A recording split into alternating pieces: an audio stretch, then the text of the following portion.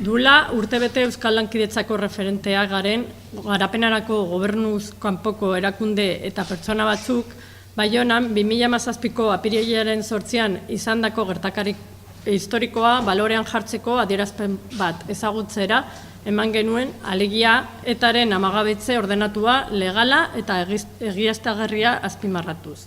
Armagabetze bat zeinetan jendarte zibila agia munduko lehenengo handiz protagonista izan zen, eta hori nabarmenduna izan genuen.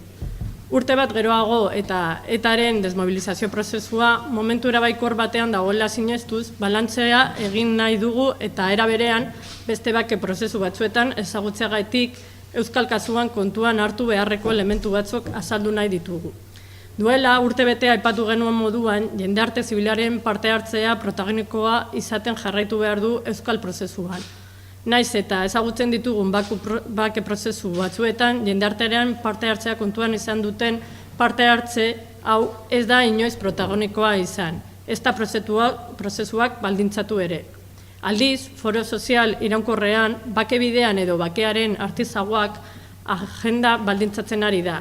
Espainiar dinamikan bezalako kolektiboetan mugitzen den Euskal jendarteak gatazkaren konponbiderako agenda baldintzatzen ari da.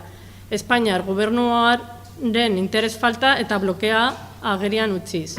Izan ere, ezagutzen ditugun bake prozesu guztietan alde guztien implikazioa ezinbestekoa izan da gatazka armatuen konponbiderako.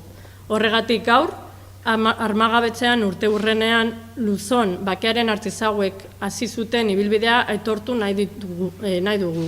Ibilbide bat, zeinak azkenengo jabetetan lehenengo fruituak ematen hasi den, Frantzian gobernuak dispertsio politikoaren ondorioz preso dauden pertsona batzuen egoera konpontzeko hartutako erabakien bidez.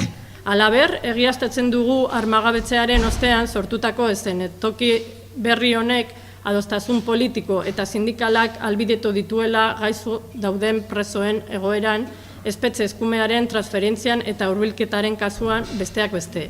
Eta horregatik, Eusko Jaurlaritzaren eta Nafarroako gobernuaren implikazioa eskertzen dugu. Aldebarrekoa den prozesu berezia izan arren, itzulezina izatea bermatzen dutelako. Erantzukizunean oinarritatuko bakea nahi dugu. Horrela bermatuko ditugu bere eraikuntzan beharrezkoak diren euskarriak. Bakea bizitzioa izan behar da guztiontzat, eta horretarako egia ezagutzeko mekanismoak martxan jarri behar dira. Baita justizia duen eta konpontzaile bat, biolentzia guztien biktima guztiak pairatutako sufrimendu guztiak aitortuak eta konpartituak izan daitezen.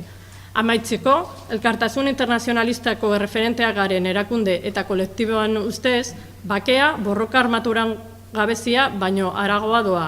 Bakeak biolentzia sortzen duen eredu politiko, sozial, ekonomiko eta kulturalak eraldakatzeko aukera bat suposatzen du.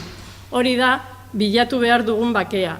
Bizitza eredu berrietara igarotzeko oinarria jarriko dituena. Hala nola, feminismo, ekonomia sozial eta solidarioa, elikadura burujabetza, lurren eskuratzea, nortasuna, justizia soziala edo berdintasuna. Azken finean, iraganeko erakurketa kritiko eraikitzaile eta partekatu baten bidez, bizikidetza eredu berriak eraikitzea albidetako duen bake eraldatzailea. Hori da, jendartearen parte hartze protagonikoarekin gure herriarentzat eta munduko gainonentzat nahi dugun bakea.